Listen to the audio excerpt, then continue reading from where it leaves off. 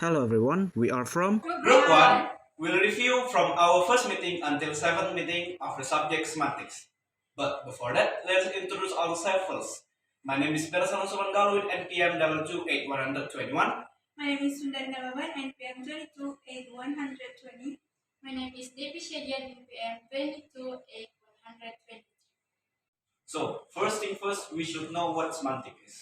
Semantic is the study of meaning in language. By studying semantics, we can enhance our language skills and depends our understanding of meaning in communication. Now we move into part of semantics that we already learned from first meeting until seventh meeting. Now we started into delving the fascinating world of linguistics. It is a multifaceted field that encompasses the study of language structure, how languages evolve over time, and how they are used in different contexts by speakers.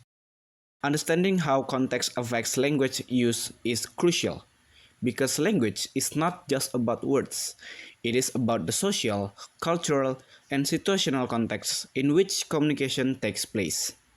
Linguists study various aspects of context, such as the speaker's backgrounds, the setting of the communication, and the relationship between the interlocutors.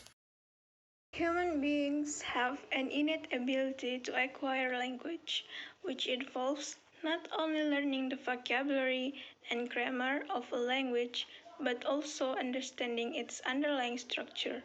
Linguistics explore how humans form linguistic structures, investigating phenomena like syntax, morphology, and phonology or the sound patterns of languages.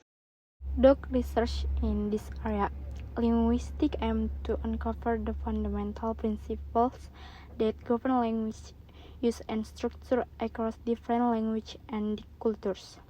This knowledge helps us better understand human communication, cognition, and the complex system that underlie language. The second topic is the dimension of meaning. Meaning in language is a rich and complex phenomenon that can be explored through various dimensions. So, here are some of the key dimensions of meaning. First, semantic meaning.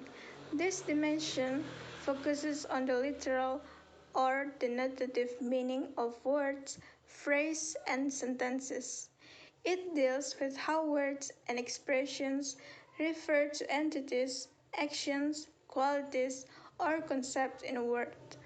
For example, in the sentence, the cat is on the mat, the word cat refers to a specific feline animal. Pragmatic meaning. Pragmatic meaning relates to how language is used in context to convey meaning by not the literal interpretation of words. It includes aspects such as implicature, preposition, and speech act. For example, saying, "Could you pass the salt?" is not just a request for salt.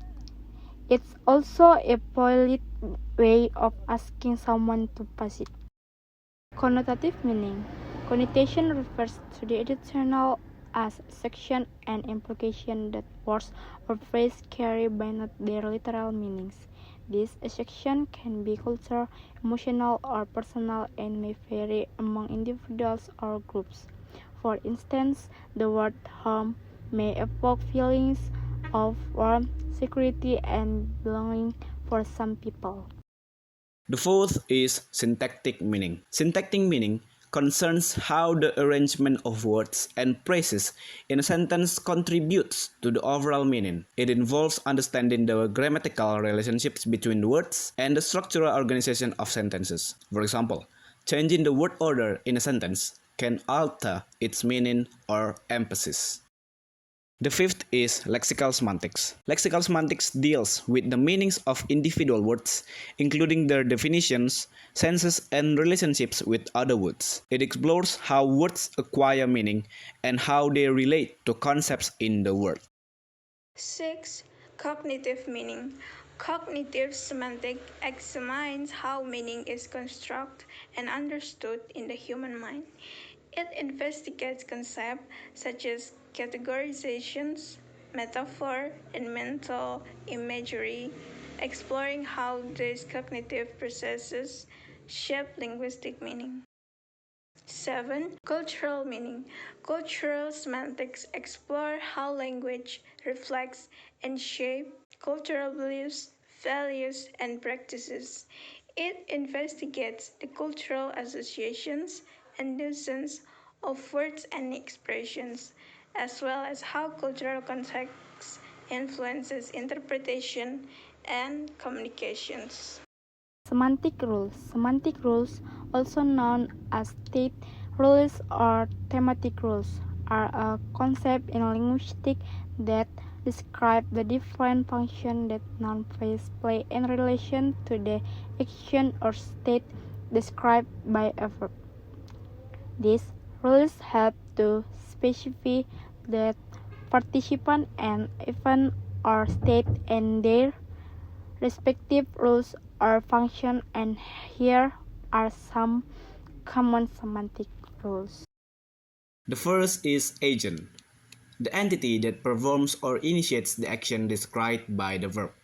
For example, in the sentence, the boy kicked the ball, the boy here is the agent because he performs the action of kicking. The second one is patient, the entity that undergoes the action or is affected by it. In a sentence, the boy kicked the ball is the patient because it is being kicked. The third is theme. Similar to the patient, the theme is the entity that undergoes the action, particularly in change of state verbs. For example, in a sentence, she broke the vase is the theme because it undergoes the action of breaking. The fourth, experiencer, the entity that perceives of experiences as sensations, emotion, or state. For instance, the sentence, she loves chocolate, she is the experiencer because she is the one experiencing the emotion of love. Recipient, the entity that responds something and transfer event. For example, in the sentence, she gave him a book. Him is the recipient because he received the book. Instrument, the entity used by the agent to perform the action. In the sentence, he cut the paper with scissors in the instrument because it is used by the subject. She performed the action of cutting. Location, the place where the action occurs. For instance, in the sentence, she danced in the park. The park is the location because it's specific where the dancing takes place. 8. Goal, the endpoint or destination of a movement or transfer event. For example, in the sentence, she sent the letter to her friend. Her friend is the goal because it is the destination of the letter. These roles help to structure the meaning of sentences by identifying who or what is doing, what to whom or what. They provide a framework for understanding the participants in an event and their relationships, allowing for more precise and comprehensive semantic analysis of language. Now we move to lexical relations. Lexical relations refer to the various ways in which words are related to each other within a language system. These relationships help to organize and structure the lexicon or the vocabulary of a language. So, here are some common types of lexical relations. Synonyms. Synonyms are words that have similar or identical meanings. The way differ in terms of connection, features, or use, but they can generally be used interchangeably in certain contexts. For example, big and large are synonyms. Antonym. Antonyms are words with opposite meaning. They can be classified into various types, including complementary, relief, and greatly, hot and cold, and converse, buy and sell. The third, hyponymy or hypernymy. Hyponymy refers to a relationship where one word represents a subcategory or specific instance of another word.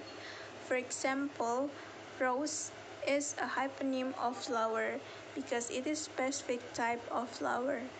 Hyponymy, on the other hand, refers to the relationships between a general term and more specific terms that fall under it. Fourth, meronymy or holonymy. Meronymy is a relationship where one word denotes a part of another word. For example, wheel is a meronym of car. Holonymy, conversely, refers to the relationship between a whole and its part. The fifth is polysemy. Polysemy occurs when a single word has multiple related meanings. These meanings may be related metaphorically or through a common underlying concept. For example, the word bank has three different meanings. It can refer to the side of a river, a financial institution, or the act of tilting to one side. The sixth is homonymy. Homonyms are words that are spelled or pronounced the same but have different meanings. They may be either homographs or homophones. For instance, the word bat can refer to a flying mammal or a piece of sports equipment. 7. Antiphrasis. Antiphrasis is the use of a word or phrase to convey a meaning that is the opposite of its literal meaning, often for ironic or humorous effect. For example, calling a tall person shortly or a bald person curly. In conclusion, the study of language reveals its complexity through various dimensions such as structure, context, semantics, roles, and relations. By delving into these aspects, linguists illuminate the intricate mechanisms underlying human communication, enriching our understanding of language's pivotal role in cognition and interaction. And that's all about our review from first meeting until seventh meeting of semantic subjects from group 1. Thank you for watching and have a good life.